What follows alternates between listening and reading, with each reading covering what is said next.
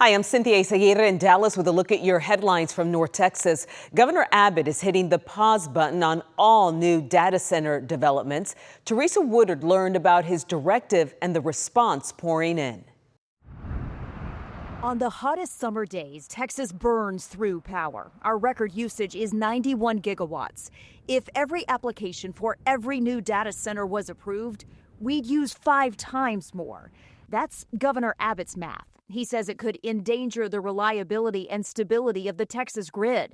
So he ordered a pause on any new data center approval until an audit of their predicted power and water use is complete. It's just fluff. Agriculture Commissioner Sid Miller says the governor didn't go far enough. But Railroad Commissioner Wayne Christian Rural Texas is dying. Says Texas risks going too far. These are billions of dollars that can bring economic development if we do it right. Christian, Miller, and Abbott are all Republicans. Rural Texas is reliably red, yet data centers are dividing it. The Democrats, I don't agree with them very often, but they're right on this issue. Nearly every one of them in lockstep want to slow down on these data centers and get some oversight and some guardrails around. Republicans, we should be winning on this issue. We're getting our tail kicked. Miller says Abbott should have called a special legislative session or instituted a 1-year moratorium. That's also what Abbott's Democratic opponent wants. Gina Hinojosa said Abbott, quote, has taken millions from data center CEOs while giving Texans lip service to non-existent restrictions. But where some see bad, others see benefit. And they don't know what it is to live where there's no jobs, no opportunities, and your kids have to leave home and never come back. And that is over half of Texas right now is facing that dilemma. Somebody better wake up to that problem. In Dallas, I'm Teresa Woodard. Frustrations boiled over at a Tarrant County commissioners meeting. Voters and election advocates pushed back against a proposal that could eliminate more than 100 polling locations across the county. Brittany Costello explains why some leaders say the cuts are needed and why others are fighting back. Vote them out!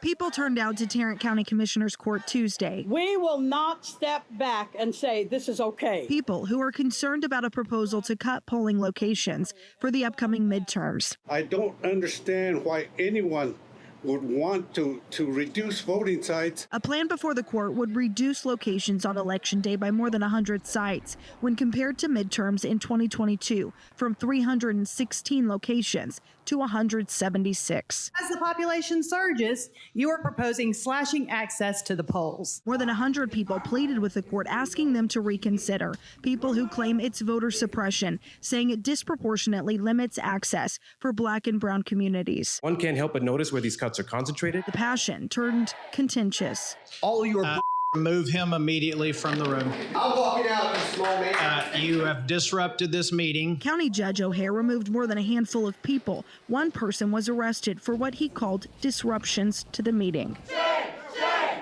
It led to chanting in the hallway. This is what democracy looks like. Despite the backlash, County Judge O'Hare claimed no one on Commissioners Court knew about the proposal until late last week. You missed the mark a little bit. I think the number is too low. The election administrator said he was the one who came up with the new locations based on what he called following the math. This is a deliberate act to reduce voter access. So I'm going to have to disagree with the deliberate act. Commissioners voted to table the proposal today. They are asking the elections administrator to get back to work, add more locations, and bring it back next month for consideration. In Fort Worth, I'm Brittany Costello. Dallas Police and Dallas Fire Rescue are negotiating a new 3-year contract. But as Kevin Reese reports, they're split on what to do next. Keep talking with city officials or let officers and firefighters vote now. We understand what contract negotiations are about. You know, we're going to come in high, the city's going to come in low. We're supposed to meet someplace. But as far as the Dallas Police Association is concerned, they and the city haven't yet found that meeting point. They want better raises, better total compensation than the city manager's office is offering. But the 6 police and fire associations in Dallas that are part of these negotiations are not in total agreement on this. The Black Police Association, for one, would like this to go to the membership for a vote to decide if they would approve the contract that has been proposed so far. I think it is a fair thing to do and smart thing to do is to let the members see the proposal and make a decision. The Dallas Black Firefighters Association, along with the Black Police Association and the Hispanic Firefighters Association, would like individual firefighters and police to vote on the city's latest proposal now. The Dallas Police Association, Hispanic Police Association, and Dallas Firefighters Association want to keep negotiating.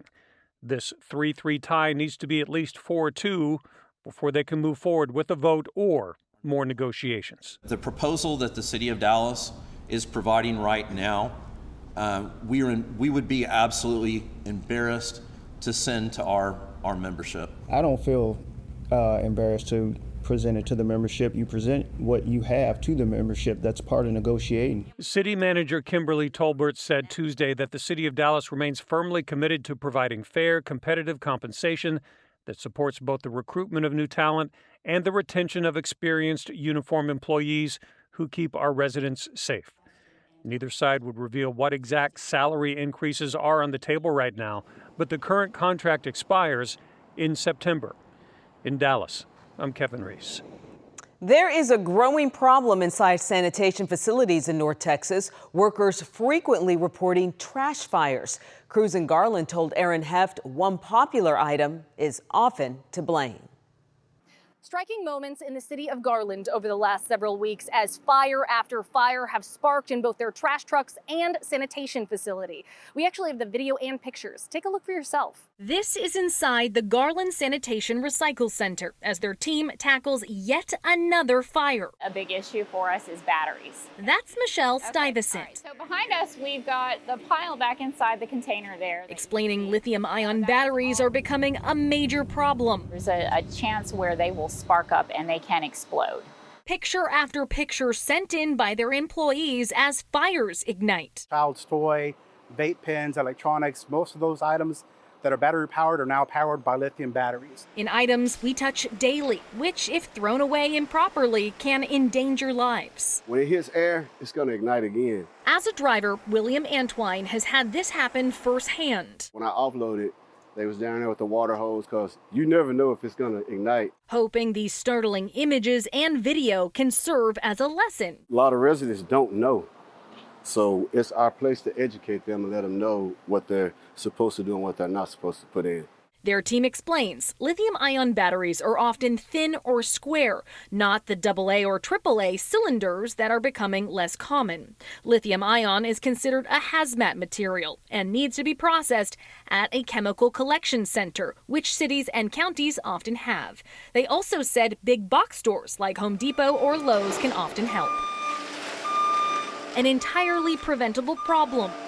The city of Garland serving as an example. Hoping for change that starts in homes like yours and mine. In Garland, I'm Aaron Heft. And those are your headlines from North Texas.